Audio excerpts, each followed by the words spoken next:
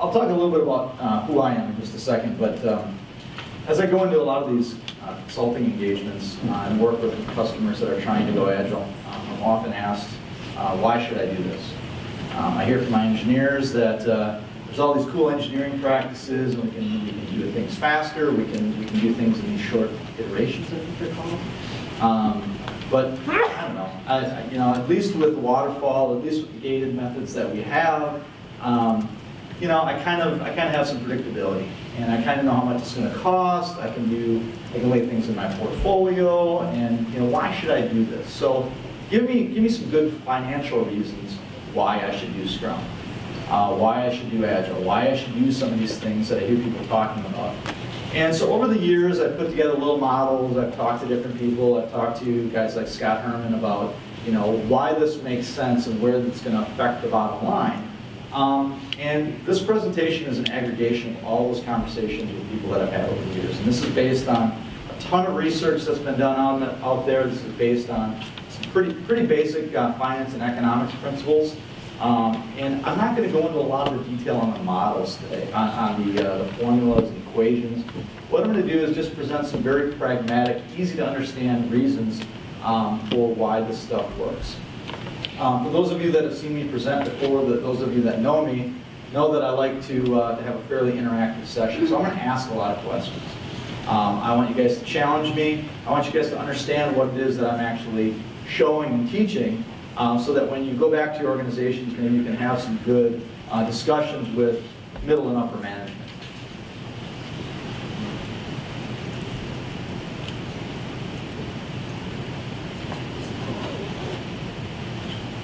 So who am I? Again, my name is Chad Albrecht. I'm the VP of Centare's Agile practice. I've been doing this for about 20 years, and I functioned in development teams, executive leadership, team lead, Scrum Master. I pretty much worked in positions all up and down the team. Independent consultant for a number of years in the 90s, ran a couple of startups. Always been very passionate about iterative and what we called in the 90s, what we called lightweight development. And I always had this idea that it's really, there's a natural way of doing this, and there seemed to be something there. In the late 90s, I started exploring what other people were doing, which led me to Ken Schwaber, Ken Beck, Mike Cohn, other people that were doing a lot of the lightweight methods in the 90s, which today we know as Agile methodology or Agile techniques. I've led numerous waterfall to Agile transitions. You just heard about one of them with Johnson Controls. Worked very closely with them over the last 2 years, as did a number of my team members, to really help them understand how are we going to do this? How are we going to continue to get better and establish this culture of continuous improvement and deliver software, high quality software, very, very fast. There's my email address and my blog that I write as much as I possibly can to, which the last entry was in November, so I'm sorry about that. The last thing of note on here is that I'm also a professional Scrum trainer, as are a number of other people in this room. I've provided training to some of the people also in this room. I believe very, very strongly that if you're going to start a Scrum migration, get training out of the gate. Even if it's a 2-day course, get some training to understand the general terms and why you want to do things. I equate this to a lot of organizations taking on a Scrum transition on their own, to reading a book about flying a plane and then jumping in the cockpit. Try to take off, you know what happens. There's a lot of things that you can do wrong, a lot of little tricks of the trade that you might not know. Training and some coaching can actually help with that and get you on the right path very, very quickly. And I have a number of people in this room that can attest to that. Centare. You've been hearing the name for the last day and a half here about Centare. Sponsored this, we presented this, we put this together, co-sponsored with Microsoft. We are a Milwaukee-based consulting organization. We're headquartered in Milwaukee. We have offices in Chicago and Madison. We work primarily in 3 spaces. We work in Agile and ALM consulting and training. We work in cloud consulting and mobile development space. We work very closely with Microsoft. We are ALM Gold Competency, and we were Partner of the Year finalists last year.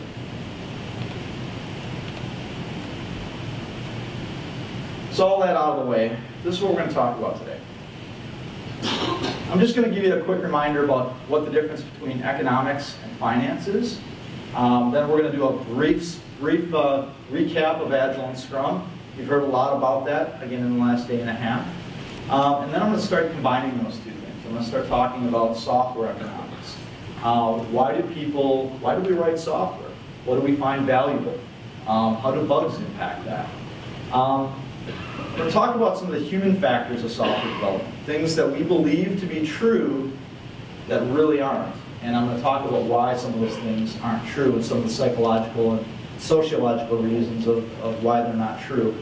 Finally, I'm going to end up with the financing risk models. So we're going to bring all this together and talk about how it actually affects the company's bottom line, things that you can expect to see in your organizations.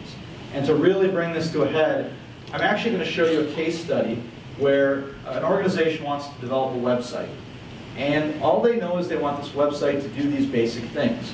We're going to use some of the factors that we actually talked about today, and we're going to compare a traditional gated waterfall-like process to a short cycle, iterative, agile process, and see how the numbers compare.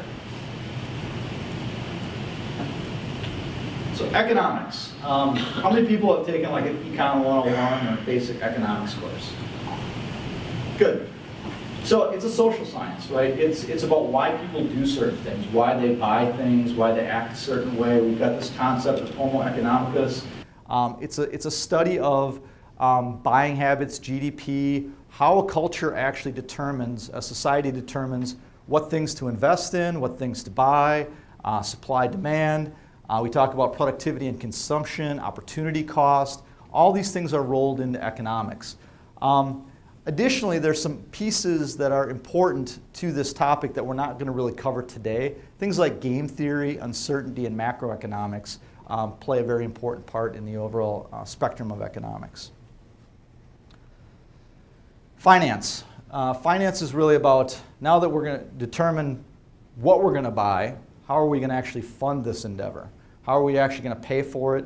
Does it make sense to actually pay for it? Maybe doing a little analysis on that. Things like price and cost, ROI, payback period. We also talk about assets, capital, liability, risk. All the things that you hear your CFO or your accounting department, your controller talk about really lives in the finance area. Investments and budgeting, so if you have to do a budget for your department, it really is falling in the financing of this effort. To draw distinctions, complete distinctions between these two would be wrong. I mean, there's a lot of overlap. So when you talk about price and cost, for those of you that took that Econ 101, you talk about price and cost in Econ as well. So economics influences finance, finance influences economics, and there's definitely a correlation between the two. So we're going to talk a little bit from an economic standpoint about how people view software.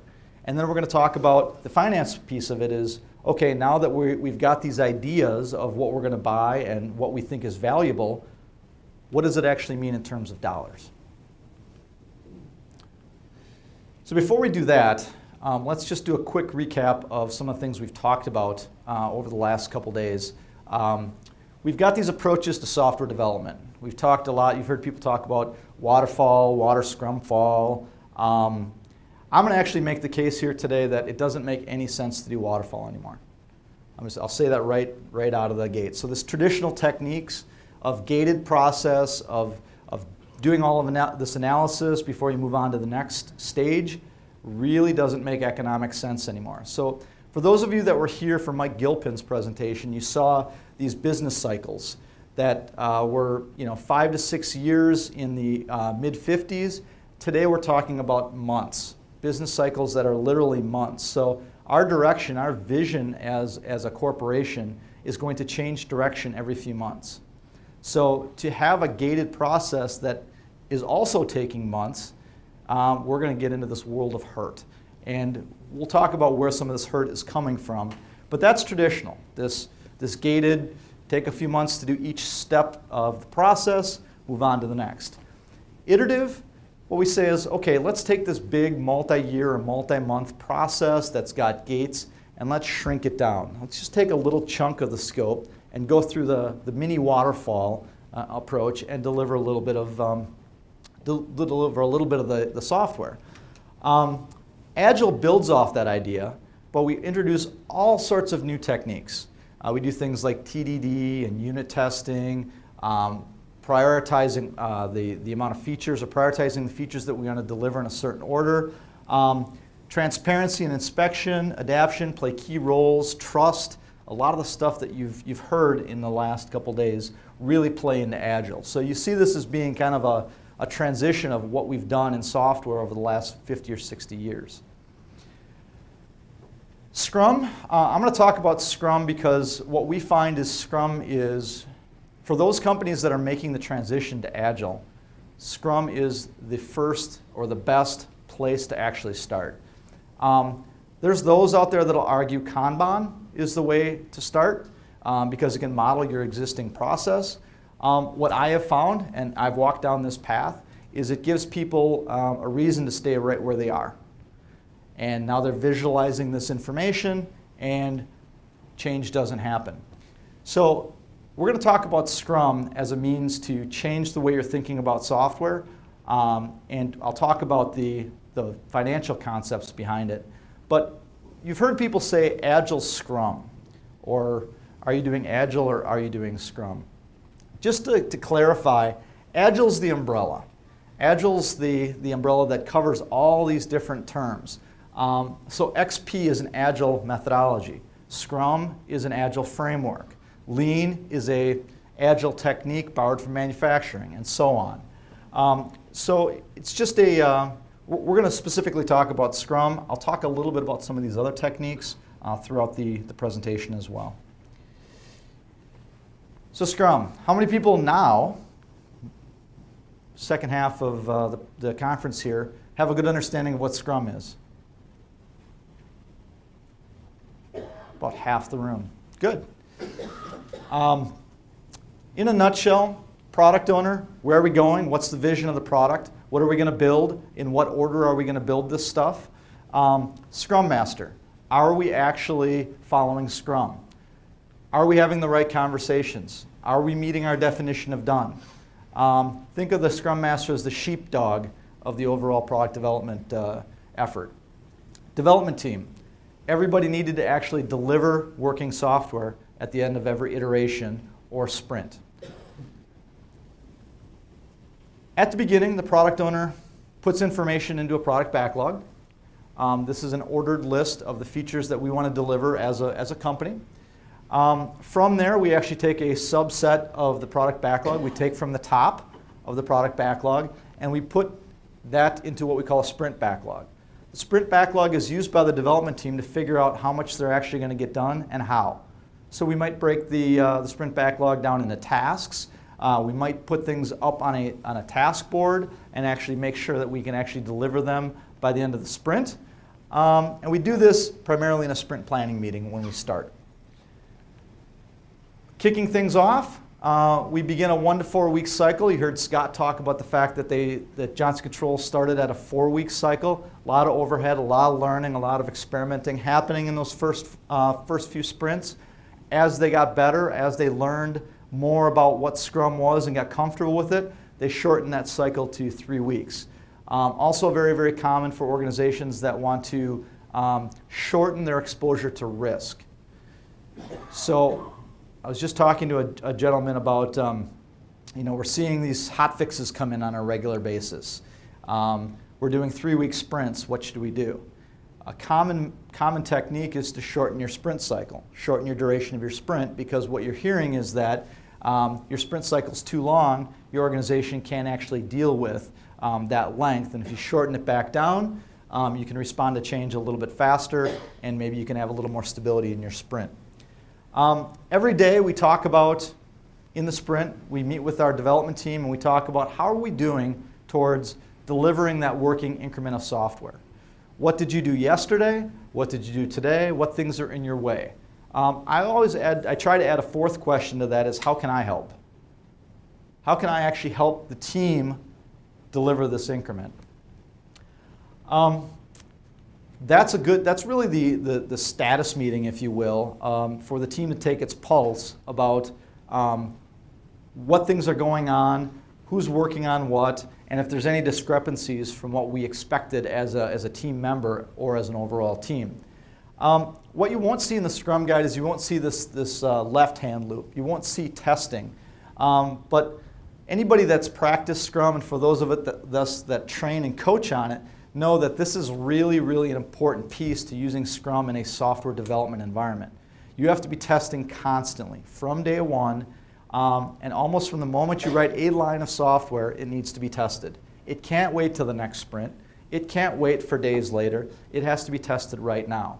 And we're going to see why that's really, really important coming up here later from a cost standpoint. Product backlog grooming. You heard Scott talk a little bit about that. As you're moving forward sprint to sprint, looking forward at what's coming, providing more detail, providing a little more estimates on it, understanding what that backlog looks like. So when you get back around to this next sprint planning meeting here, you actually understand what's on there for the most part, and there's no surprises, and you can exist within the time constraints of that sprint planning meeting. So we've done our job. We've sprinted 1 to 4 weeks. We get to the sprint review. We actually deliver working software. We deliver per that definition of done that we talked about earlier. So when the organization says, okay, great, we've looked at the software, we're inspecting it, we like what we see, let's ship it. Everybody in the room in that sprint review can say, okay, we're ready to go. Not, well, we got to do some testing on it. Well, we haven't actually deployed this to production. Well, you know, you guys have all been in those conversations where it's done, but it's not done. For those of you that know me, I hate the term done. I think it's an example of how incompetent we've become as an industry, that we need a new definition for what done means. It should be self-explanatory. We should be able to explain to anybody what done means. Build a checklist, and either we're done or we're not done. So that's what Scrum actually can do for you. And with the definition of done, you can deliver working software every sprint. After that sprint review, we get together as a team. Maybe bringing the Scrum Master in, maybe bringing the product owner in, preferably bringing those people in, and talking about how can we perform better as a team. How can we improve our process? How can we improve our tools? How can we improve the way we interact with one another to deliver software faster, to work better as a team, and to improve our overall quality? What we like to do in the retrospective is talk about one actionable thing to work on in the next sprint. Don't have 50. Work on one thing. Improve one thing over the course of the next sprint. Maybe it's we want to get to 95% code coverage in the next sprint. What do we need to do to get that done? Well, let's talk about that in the sprint planning session. So after that, next day we start back on the sprint planning. We start this process over again. We've talked to the stakeholders in the sprint review. They've inspected the software. But there's 1 to 4 weeks where we're going to go off and we're going to build software again as a group, as a team. And in that process, there's going to be conversation. The product owner is going to go out and actually talk to the business, talk to other stakeholders, get engaged, modify the backlog, continue to evolve what needs to be built, right? Agility. We're making sure that what we're building is valid and going down the right path. So you get this stakeholder product owner feedback. There's often even stakeholder development team feedback on what's being built. The product backlog is updated and the process continues.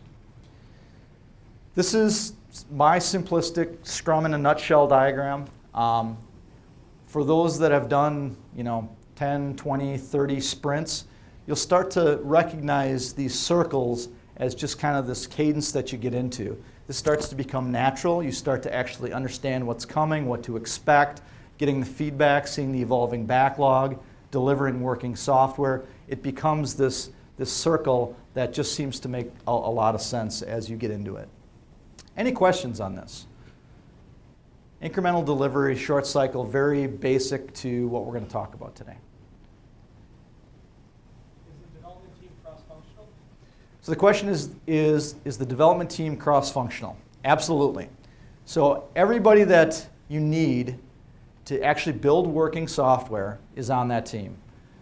DBA, tech writer, BA, software engineer, they're all sitting on this team to build that working increment of software. Pardon? If the user is contributing to working software, possibly. So the question is, do users sit on that team? If they're contributing in some way to it, yes. Most likely, you're looking for feedback, and that feedback could actually be retrieved from the sprint review, or via the product owner, or via some of the stuff that Mickey and Gail's going to talk about with user experience panels and actually testing the software in front of them. They're not necessarily going to sit on the team. Good question. Yeah?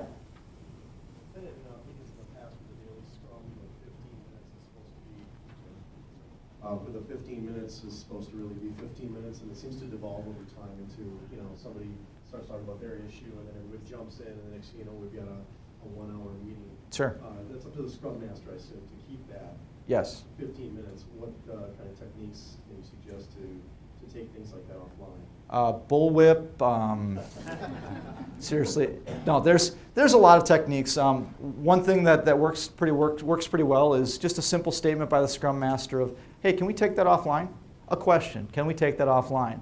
And what you find is that most of the team members that get into the solving the problem section will go, "Oh yeah, we're way off track," and they'll come back to, "Let's keep it going around the room. Let's keep this meeting a radar of what's actually going on." Solving the problem can be done outside of this 15 minutes, so we're not taking up everybody's time.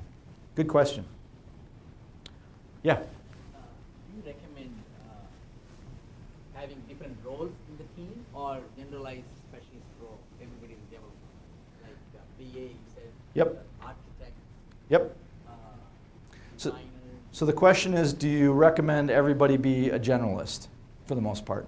So Scrum works really, really well for specializing generalists or generalizing specialists, however you want to say that.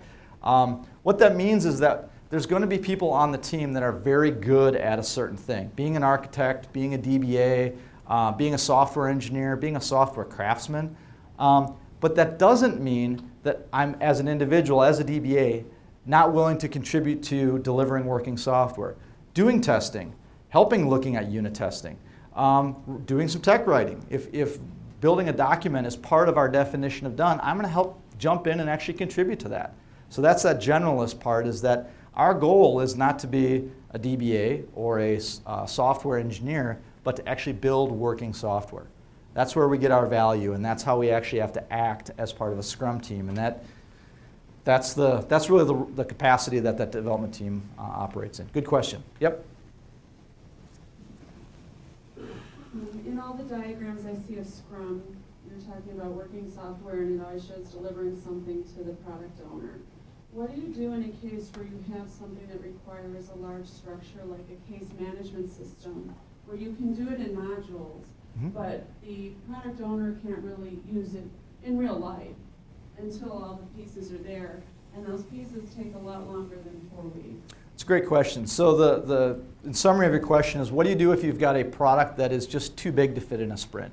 The architecture is too big, it's unusable to actually be finished in 4 weeks. The simple answer is, I have yet to see a piece of software that is completely unusable in 4 weeks. There is knowledge to be gained by taking thin slices of your application and making sure that it's right. Whether it's a workflow, whether it's a set of screens, whatever. Decompose it, deliver a little bit at a time, increase your domain of knowledge, and move forward with that. Continue to use that knowledge in modifying and growing your overall software product. Oh, I agree with that, but that may not be something usable by the product owner at that point. So Agree with that, right? I'll let Ken jump in on this one. Potentially usable. So the idea here is it's potentially usable, meaning there's no work left to be done on it. If they found a way to use it, they could. Doesn't mean that they can find a way to use it. They may need other stuff they have to do with it before it's really usable in their business. But much to our amazement, a lot of times they say, I can start using that now. We're like, wait, it's not done. We said, yeah, it is. Okay. Yeah. It's a great point. Yeah, we often discover that minimum viable product is actually a lot smaller than we initially expected. So good questions. I'm going to keep moving. I can definitely take more questions on Scrum offline. I'd be happy to answer any. We've got Ben Day, who's also a Scrum trainer. Ken, obviously. Gary Pedretti is also a Scrum trainer. Please feel free to talk to any of us throughout the course of the day. So economics. Now that we've heard a little bit about what the basics of economics, finance, iterative and agile software is all about, how do we start looking at building software in these contexts? To start with, we have to look at why people prefer certain things. Why do I ask for a feature? And when I ask for a feature, how much value do I place on that feature, and how does that change over time? In economics, we think of this as utility. So utility can be measured over the course of time. It can be measured in quantity. In quantity, if you think about utility in terms of ice cream cones, it's a pretty classic example in economics. My utility on my first ice cream cone that I buy is very high. My utility on my second ice cream cone that I'm going to buy and eat is a little less. And by my third ice cream cone, I'm pretty full, it drops to 0. So that's from a quantity standpoint, that's my utility for an ice cream cone. Similarly, you can think about it over time. So if you think of my preference for an old piece of technology, how much utility do I place on a Betamax video player today? Not much. So as technology changes, our preferences change, our utility may decrease over time. So how does this impact our overall preferences? How does this affect our buying? How does this affect us as a industry of software developers? What can we say about this? So if we think about different curves and the fact that we,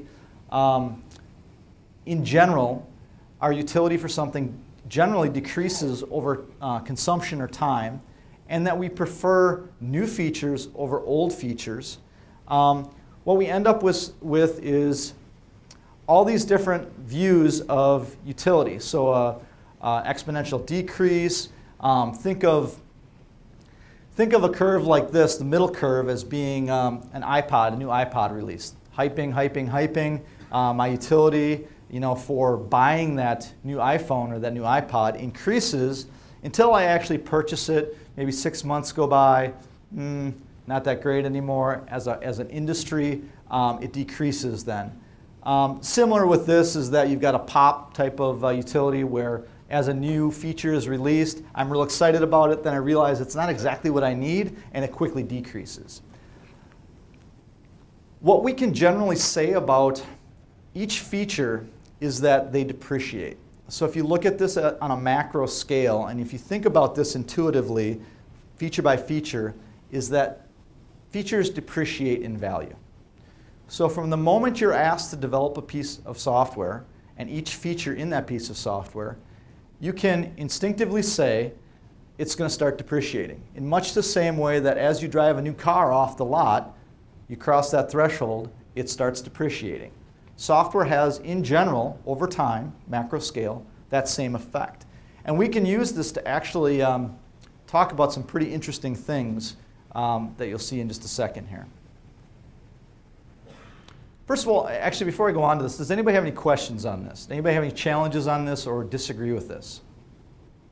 Yeah? I think it depends on the use. Like the software that I particularly QA with, it's something to do with SAP, and I think there are some features, functionalities that I don't think are depreciating over time. They are actually very crucial to the customer's use. Okay. So they use it the same way that they were using 2 years ago. So this is, I think, a very generic statement to say that all of the software's own features will depreciate over time. It is a very generic statement. It is a very macroscopic view of it. However, how many of the features that you're talking about in SAP are the exact same feature that you were using 3 years ago? There are at least a couple. At least a couple? More than 10 years old? I haven't used it that long. Probably none. I can say with pretty high degree of confidence that there are no features in SAP today that are exactly the same as they were 10 years ago. So if we look at this on a macroscopic scale, group of features, and we group it over time, we're facing this decrease of value over time. Good question. Any other questions on this? Okay. So now we throw in some human factors. We already know that we're fighting depreciation. Now we have this concept of people's idea of what they're asking for changing over time. So I'm devaluing not only by the fact that I've got quantity and time demands on this, but my perception of what I'm expecting is going to continue to evolve and change and grow. There's this concept of tacit knowledge. So I'm going to ask you for something, and I think I'm very clear about it, but I see this mental model in my head, and I think I've described it pretty well. But when you build it, you're not giving me exactly what I expected. Even though I tried to explain it the best that I could, it's only by working together, by actually getting some experience around that requirement, that we can actually truly understand one another. So how many people have experienced this? Where you actually are asked to build something, everybody thinks you're on the same page, you build it, and whoa, that's not what I asked for. Ken, you're the only one that actually has had this happen to them. Oh. Okay, I'm guessing everybody in the room has actually gone through this, right?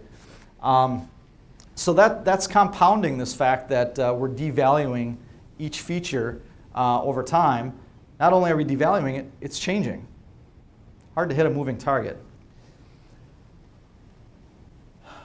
So we've got some additional human factors and fallacies that we're also challenged with as we move through the software space. How many people have heard someone say, we can build a highly accurate plan? How many people have actually said that themselves? Come on, Erica said it. All right. Anybody else? Anybody else actually think that you can build a highly accurate plan? Triangulate with 3 different methods. So what if you're right here? If this is your variance of estimates over time, and this is your delivery date, can I be pretty accurate if I'm right here? If I'm only a couple days away from releasing, can I be pretty accurate? More accurate. Thank you, Ken. You can be more accurate. But until that moment that you actually get the software out there, you're not 100% accurate. So this is a general fallacy that we face all the time. And if you look at a lot of the equations that things like Probe and Kokomo actually bring to the table, go back and actually compare those to betting algorithms. They're nothing more than betting algorithms. You're betting on getting something done by a certain time. You're going to the dog tracks every time you're writing a project plan and doing estimates. So to invest a ton of time and a ton of cost in here doesn't make a whole lot of sense if we can't be very, very accurate. Maybe we can have some lighter weight techniques that'll actually produce the same amount of value in less time and less cost. I was hired to write code. Another fallacy that we actually are faced with today, that there's developers that are out there that say, my job is not to be a DBA, my job is not care about testing. I write code. That's my job. Anybody heard this before? Man, you guys work on awesome projects. This is not the case anymore. This might have been the case 20 years ago. I would actually argue that it was never really the case, but today more so than ever because of things like commoditization and globalization. As a global society, there are choices for where I actually go have code built, where I have software written. I can choose, if I know exactly what I need to have built, if I know exactly what you're supposed to write, guess what? I don't need to keep it here in the US. I can offshore it. I can send it to Puerto Rico. I can do a lot of different things rather than pay you, sitting in my company, high-paid individual, to just write code. Code by itself, remember, has no value. It's the product that's saving us time or generating us revenue that has value. We just need better requirements. If I just had a little bit more of the specifications written down, if my use case was just a little bit better, if you just told me exactly what I needed to write, we wouldn't have any problems. Everything would be okay. Come on, how many people have actually heard this one? There we go, more people. Yeah, you're warming up. Just heard that. Just heard that. Yeah, but last week. How many people actually think this is true? That you need to spend a lot of time getting this right? And be honest. You think that's true? I think ultimately you have to have it. Whether you spend the time up front or whether you spend the time over iterations, you have to have those requirements because that's what your code is supposed to do. So the point is, I think, to paraphrase, ultimately you have to have this right over time. You have to get this right. So my point here is getting this right out of the gate. Writing a requirement in such a way that it's right the first time. Yeah. Good point. How many people think it's possible to write a perfect requirement? Good. Yeah. That's changing. Used to have hands go up when we asked that question, 10 years ago. It's challenging. With some of the other things that we've already talked about, it's very, very challenging to get those requirements right through tacit knowledge, through the fact that the problem is changing, through devaluation of the software, through depreciation. This is continually challenging. And they're often wrong from the get-go. I may write a requirement, you may execute it perfectly, but guess what? It's wrong. It's not going to work for what we actually need. So we have to go and change it now. We won't know that until we actually see it in the software, until we put people behind it. More upfront design will improve our quality. Blatantly false. Some design, some thinking about it, will actually help with your quality. Making sure that you have an approach and that you're all on the same page and that you've thought through the design to a degree makes sense. But your indefinite designing, large amounts of design up front, is not going to proportionally increase your quality. Scott Ambler's written a ton on this. Gary gives a bunch of presentations on emergent design, emergent architecture, how to do that, where that plays out. We just did an ALM roadshow over the last year where we talked a lot about emergent architecture. The point is there's a sweet spot. Just enough design to make sure that you've got some flexibility and you can refactor and you're not going to get yourself in a ton of trouble. Finding that sweet spot's often tough, but at some point, more design is not going to improve anything. It's just going to cost you money. To be effective, I should maximize the amount of code I write. This one is linked to, it's my job to just write code. If we think about what we've learned in system theory over the last 20 to 30 years, we know that in a lot of cases, the more code that I write, the more destructive it is to a system. So if you think of the system as idea, analysis, requirement, implementation, testing, deployment, if I maximize that coding section, I can destroy everything that's coming before it and after it. I can actually make the overall system less productive. Peter Senge writes a lot about this. Dr. Goldratt, The Goal, talks a lot about this, and that's an old book, common read for any MBA student. So system thinking has shown us that local optimization, or maximizing what you do in a local area, can often de-optimize the overall system. So we talk about single piece flow. We talk about getting things to done. This is about maximizing the system of software development, not maximizing an individual role within that process. Finding bugs is QA's problem. I'm not even going to ask you guys if you've had this happen to you, because I know it's happened to everybody. The important thing to see here, or to remember here, is the two bolded ones.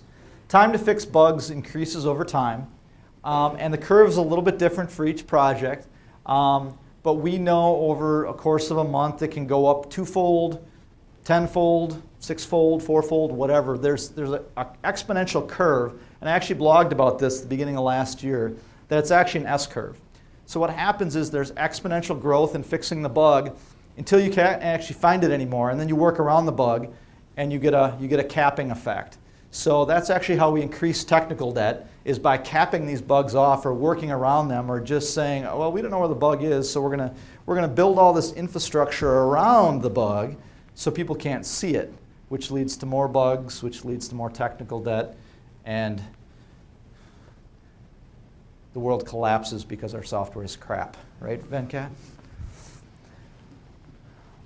There's also this concept of this lean concept that myself and David Starr and Ken, we talk a lot about testing at the point of work. So if you think about an assembly line that's building a car, we certainly wouldn't just bolt it all together, get it to the end of the assembly line, and then test to make sure we did it right. We would put a piece on, we're going to get our calipers out, we're going to test to make sure that it's all put together right, maybe test the engine before it goes in the car. We're going to test it as we actually build it. And this concept is key to building a stable product in an agile environment, is that we're going to write a little bit of code and we're going to test it. We're going to do those things in near real time. We're going to do it almost in parallel. The questions might be, well, how the heck do I do that? Come talk to me afterwards. There's a lot of great workshops out there. There's a lot of great books written for how to actually do this. But this is critical to making this work. To making iterative and agile work, you've got to change the way you're testing. You can't throw it over the wall anymore, and you can't wait to test the software. You have to test it as you're building it. Any questions on what we've covered on those fallacies? The question on the earlier slide about design, and related to that is, what if the system is complex and other developer needs to know what context of architecture a system is built in the various sprints. So is there any guideline about putting initial sprints so that the architecture is defined so that all the non-functional requirements are met, or at least put that design in place in several future applications? What's the part of that? Sure. So the question is if you've got a very complex system, how do you plan that out, or how do you actually take into account all of the specifics of the system, all the non-functionals, performance and scaling requirements? I will tell you, not all at once. So lightweight, high level, how are we going to actually put this together? Build a thin slice. When you build a thin slice, well-engineered software, loosely coupled pieces, you're going to learn about those boxes that you put on the diagram. You're going to say, you know what? This way that we plan to actually solve this complex problem isn't going to work, and we would not have seen that on paper, on a whiteboard session. It's not until we actually execute it in code that we recognize that this is a faulty design. So you take a pass on it, you evolve your design, high level. Take another pass at it, evolve it a little more. What will happen in this concept of emergent design is that your high level fuzzy picture that you have, your big block diagram, will morph. It'll split into, boxes will split into other boxes. You'll eliminate boxes. And you're constantly doing architecture. It's not tons of design up front, go build it. In large projects where you might do all the design up front, that design is considered end state. Go build this. In emergent design and agile development, it's starting state. This is what we know today. This is what we think is true. We're going to prove this by actually going and building the software. And we're going to allow the architecture to evolve, and we're going to build it in such a way that I can evolve it very naturally. So as I learn more, the software will continue to be stable, and I won't have to do workarounds. I won't have to work around my architecture to actually get something working. My architecture will work for me. Good question. Any other questions? Okay, so financial and risk models. A little bit behind schedule, crank through this. Risk curves. We heard a lot of people talk about this exponential growth of bug cost, of things like spikes. In the past, you might have approached a spike by actually just cutting somebody loose for a few weeks and actually go research something. What you'll see is that over time, you have exponential growth of risk, and risk compounds, and risk can take many different forms: technical debt, bugs, research and development. There's a lot of different ways to express risk. When we do iterative development and we do things like sprints, we can assess where we are on this curve, and we can choose to actually do something about it. We can sample and we can change direction, and we can manage that risk on a real-time basis. So what we have is this pattern of minimal risk growth repeatedly. We keep that risk very, very minimal on a regular basis. We reset that risk actively rather than letting it grow uncontrolled over the course of 6 months, and then we have to fight our way back down from the top here. But by the time we're at that point, usually it's a losing battle. Usually our bugs and our risk are growing faster than we can actually fix them. Revenue value curve. So in traditional models, we take a big chunk of scope and we go work on them. And we go work on everything in that scope. We kind of, as developers, as a team, we kind of decide, what are we actually going to build today? What things are we going to work on today, tomorrow? Probably the low-hanging fruit. How many people have actually attacked the low-hanging fruit first? Right? Low-hanging fruit. Let's go get that low-hanging fruit. So you end up with a curve that looks like this red line here.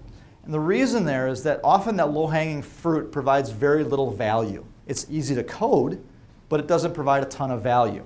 So we kind of accidentally run into the stuff that provides value, and we deliver. And at some point, the value actually peaks. And through depreciation, by selling the product, by increasing technical debt, whatever, we move on to the next thing, and the value decreases. In Agile, we work on high-value things first. We work on them until we actually want to be done with them, and then we can choose to stop. So we deliver more value quick, and we can determine now that we've delivered this 20% of the scope that we originally intended to deliver, can we stop? Can we be done? And we may actually see the depreciation drop in a couple different ways. We may continue to work on it to the top bullet point there, and it goes on for a few years before we fight depreciation. Either way, we deliver value out of the gate quickly, and we give the illusion that these Agile teams are moving faster. I'll say that again. We give an illusion that Agile teams are moving faster. So I hear this all the time. We need to move faster, and I know that Agile will help us move faster. What you're going to see in my case study is that an Agile team overall delivers less features per iteration than a typical waterfall team. But the things they actually deliver to done provide value quicker and are more stable and don't introduce more risk, and therefore give the illusion that the teams are moving faster, because we don't have to go back and rework a bunch of stuff and actually change what we're doing, and there's no working on those low value things as part of our overall scope. So we deliver value a lot quicker, and we get to that point where we've got the 20 most important features in the product, and we go, let's be done. Let's choose to be done with this product and let it actually decay and move on to the next thing, move on to other important projects. Any questions on that? Fairly intuitive? Confusing? Don't care?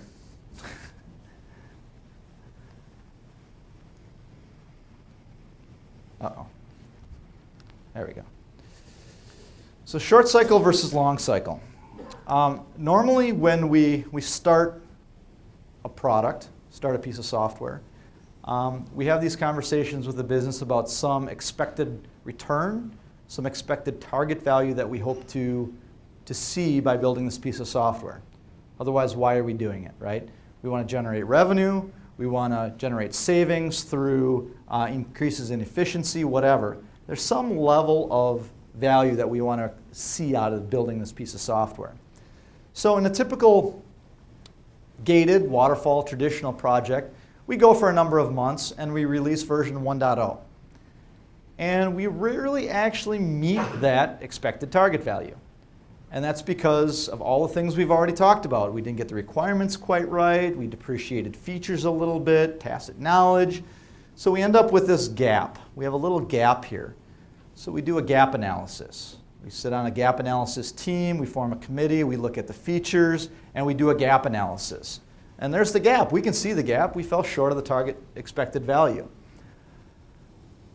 So we come up with version 2.0, version 1.1, whatever we call it, and we go and we build it.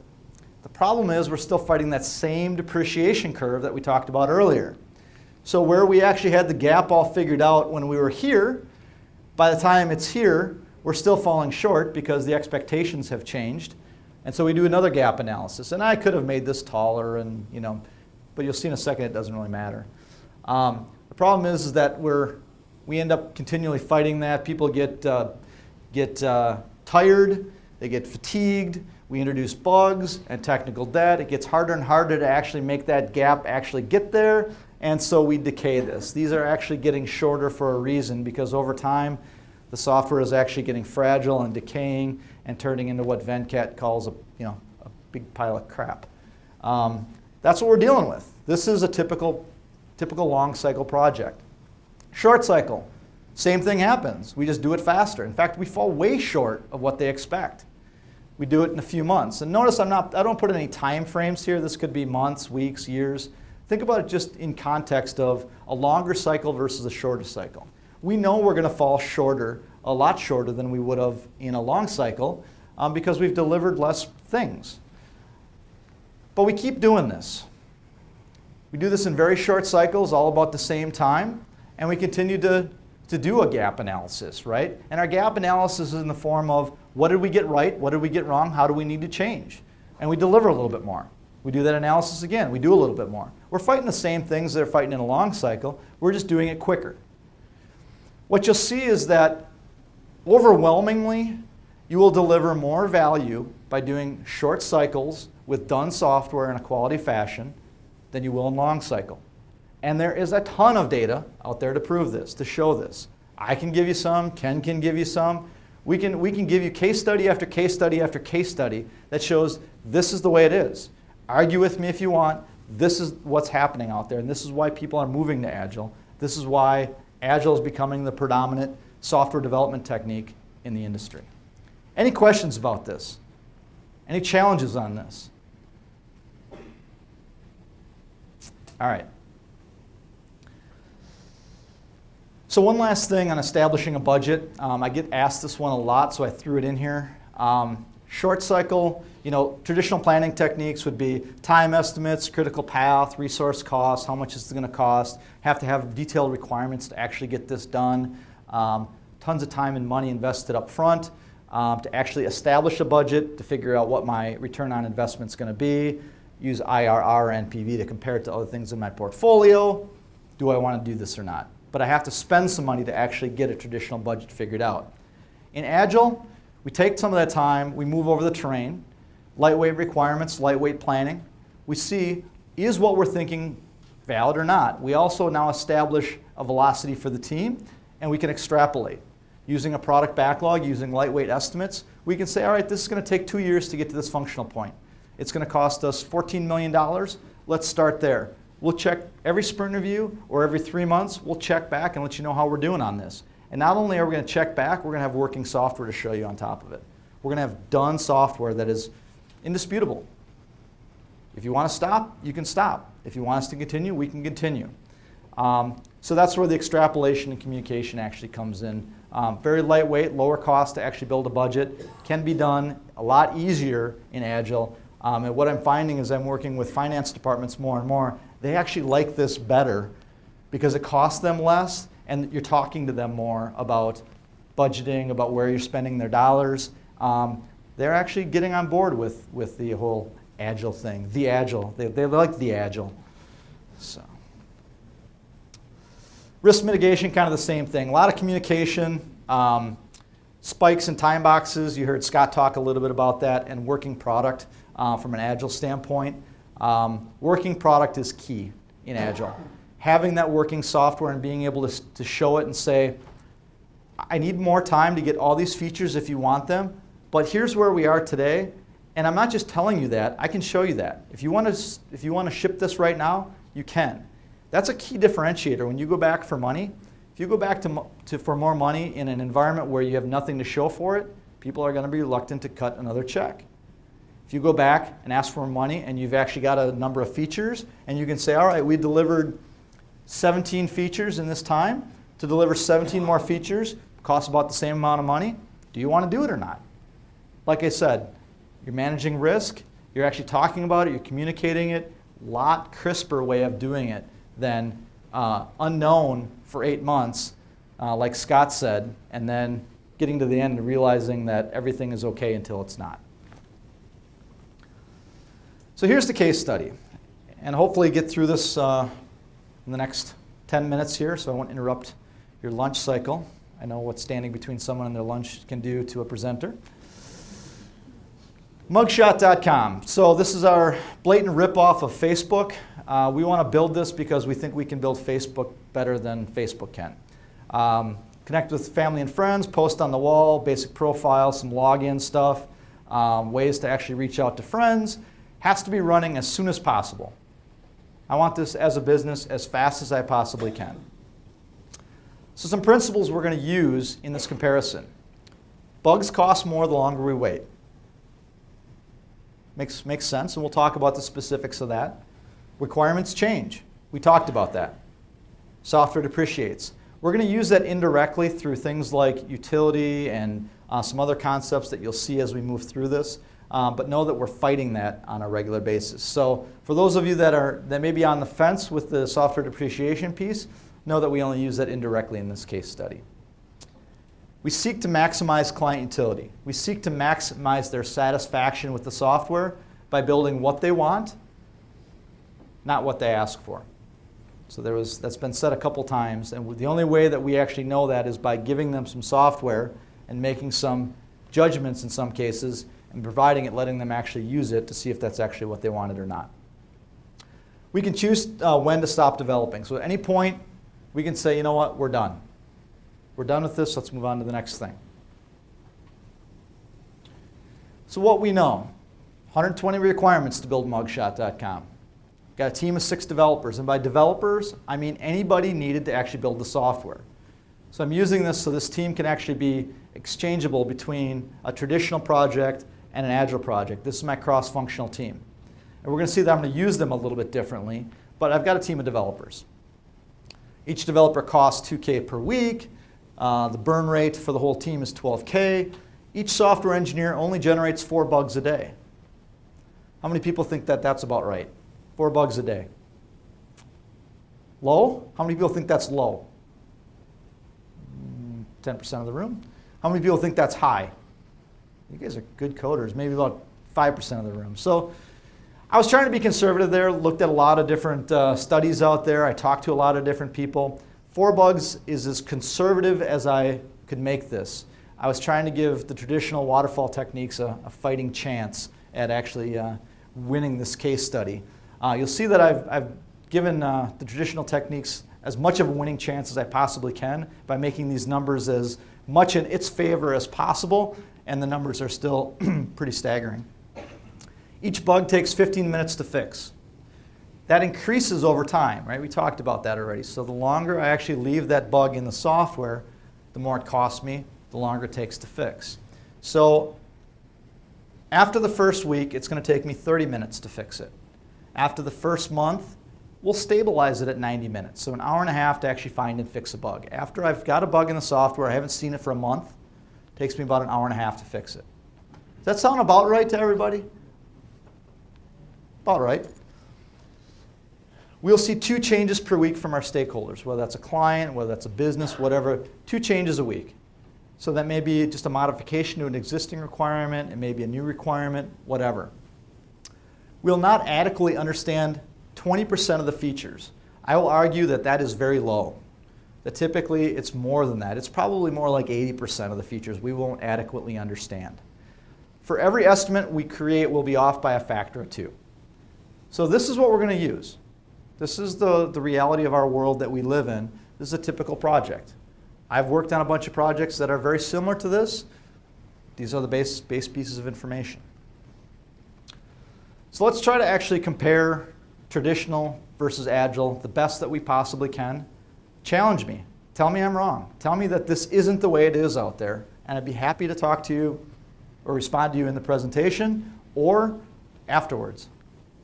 You gonna challenge me right now? Yeah. All right. 120 requirements. Low? So in order to get 120 requirements, you have to do some sort of time. Okay. So that's kind of going against I would say, a traditional waterfall approach. So let's say that came from marketing. They're very lightweight. We got 120 of them. Some cost in both the traditional or the Agile case. They're at the same point, whether we choose to do it waterfall or whether we choose to do Agile. We've got a list of lightweight requirements, not fully vetted, but we have a base understanding of what they actually are. Why would that be defined in Scrum? Again, I have to have some way of comparing these two, right? If I don't do this, I can't compare the two. So you make an excellent point that I probably wouldn't have 120 out of the gate. I'd probably only have 20 or 50 out of the gate, maybe. But in order to actually compare these two, I start with 120 and I say that they're at some level of minimum cost where we have some base understanding where we can actually go and we can start building and evolving and understanding what they actually are. It's simply a way to actually start this process, to give you an understanding of how dramatic the differences are. But good question. Any other challenges? I don't have a challenge. It's Okay. just something that I wanted to ask. You said 4 developers and 1 QA. As opposed to waterfall in Scrum, is there a particular ratio that organizations like to use? Because since everybody is considered, we go for, so is there a ratio that organizations still go for? No, I mean, I'll answer it depends, and that's, I'm kind of copping out from a consultant standpoint, but it does truly depend. At least 1 per team from a QA standpoint. I've seen as many as 3 or 4, depending upon the complexity and the kind of stuff that you're developing. 25% of the team seems to still be that sweet spot, and that's still that number that's kind of hanging around from the olden days, right? Where it's like for every developer, every 4 developers, you should have 1 QA. I've actually seen companies that flip that. For every developer, add 4 testers.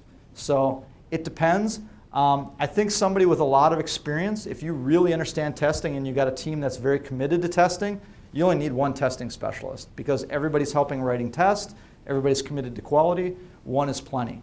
If the team is not on board with writing tests and is kind of really struggling with it, maybe 2, maybe 3, maybe 4. So it depends on the team, the type of people that you have. Good question. Again, I picked a fairly standard team, small company team, or a team that could be isolated within a large company, just to actually provide a basis for comparison. All right, so traditional approach. So we've got some stuff to do up front. We have to discover a little bit more, right? We're going to dig in a little bit more because we need to design and plan and actually do some analysis. We're just going to do that in 2 weeks. Again, I'm being very optimistic here on a waterfall approach. 2 weeks to do discovery, to actually break into those requirements that are being handed to us in some common form. Review, estimate, and get budget approval. So we've done the breakdown, we've estimated, we say this is going to take us, a year to actually get this done. A week. Refine architecture and design, another week. Trying to be as optimistic as possible to let waterfall succeed here. So a month from the point that we get this 120 requirements to the point that we go, okay, let's start building this thing. Cost us $48,000. Pretty cheap. That's not too bad, right? Spent some time there. We've got some plans. We got an architecture and design. We're ready to go. Implement. We estimate we can get about 10 requirements implemented a week. It's going to take us about 12 weeks, right? We got 120 of them. Just divide that 120 by 10 per week, 12 weeks. Little or no bug fixes. We're going to wait for that to the end. We're going to write the software first. We'll let QA actually test at the end. Oh, and since we're actually waiting for QA to test at the end, we can actually pull that burn rate of that 10K resource out of the equation because they're not needed. In fact, they can go work on another project. 120K for implementation. That's just the coding, right? There's very little testing in there. That's just the coding. Again, that's not too bad. Everybody with me so far? 48,000, 120K, 12 weeks. Bug fixes. All right, now we've get to the point where we actually have to test this thing and we find some bugs. So we go back and we start fixing our oldest bugs at 6 times the amount that they would take if I fixed them immediately. It takes me about 24 weeks to fix the oldest bugs. More recent bugs takes me about 3 weeks. And the last week, it only takes me about half a week to actually fix them because they're current in context. I know how to actually deal with them. Total 27.5 weeks of bug fixes. 330K just to fix and test and fix the bugs. Is this pattern sounding familiar to anybody? It should be. This is pretty common. I mean, lightweight, some planning, some design, coding, everything is good until it's not. 330K to actually get this done. So here's what we looked at. 48K, 120K, 330K, cost us about $500,000 to actually get this done. And notice that we also said that we could be off by a factor of 2, so it's anywhere between $250K and about $1 million to actually get this done. 2 changes a week. We didn't account for those 2 changes. Change was the exception, right? We didn't plan for any change. So now we've got to do this gap analysis here again that we talked about earlier. And we've delivered something that the client really doesn't want, so now their desire to buy this product is diminished. So our brand is affected. Assuming we've implemented 20% of the feature wrong, we've also wasted 43.5, 8.7 weeks of time for a cost of $87,000 because we got them wrong. We spent time building something that we didn't need, and we didn't know we needed it until we spent the $500,000. So we've got almost 100K of waste right out of the gate. Agile approach. Yeah, John. I actually had a thought on the last slide. Yep. One thing that's kind of omitted from that 10K number is writing test plans. Hmm. Making sure those are. Yep. Yeah, we don't actually. I don't have any test plans actually put in here. That's a great point. Again, trying to be optimistic here. Test plans just magically appear. Poof. You guys laugh, but you know, how many people have actually gone into a testing phase with no test plan? All right, we're ready to test. Oh man, what are we going to test? We're going to look at the requirements and let's write a test plan out of the gate. So Agile approach. We start the first sprint. We start day 1 with those 120 requirements. Continually architecting and designing. We're using the whole team, and we discover that we can actually only deliver 5 requirements every week instead of 10. We're working at half the pace. 4 feature changes added to the backlog and prioritized for upcoming sprints over that first sprint, right? We're accounting for that change. We're factoring that into the backlog. And the whole team is working, testing in near real time. So we're not going to have a testing phase at the end. We're doing it as part of the sprint. Each 2-week sprint's costing us $24,000. Sprint 2 through end. So I don't know how long this is going to take. We'll talk about that in a second. But from here on out, starting in sprint 2, we're fixing bugs in real time. We're actively managing risk. Client can take delivery of the software at any time because we have working software at the end of every sprint. Assuming we don't need to implement 20% of the requirements, we can just take them off the list because we know as we go. We implement a requirement, they see it, they go no. Ends up on the backlog, nope, we don't want that. So that means that we can actually drop our initial list in this mode to 96 requirements and only 1.6 new requirements a week because we're actively managing that incoming requirements and expectations on a real-time basis.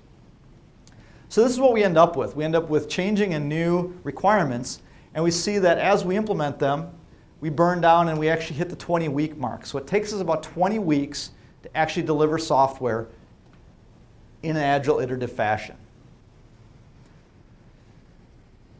20 weeks, 240K. No gap analysis because we've been doing it as we go. No more testing to do because we've been doing it as we go. We worked at half the pace, remember? We accommodated change as we went. There's a summary. This is it. This is what it comes down to. It's about half the cost to build software in an agile fashion as compared to traditional techniques. And in a lot of cases, it's significantly less than that. Take Ken's example of the FBI. That was 40 times less? Well, it was significant, right? 10 times better. A curious question. Mm-hmm. That's based on a 2-week sprint? Yeah. Does it change that? Does it change the numbers at all? From a 2-week sprint, it shouldn't. 2-week sprint to 4 weeks is the same? Other than you're not accounting for the changes readily.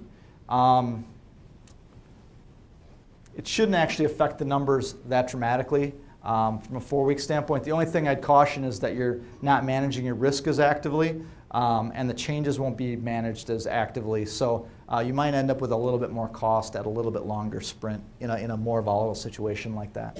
Good question. Any other questions?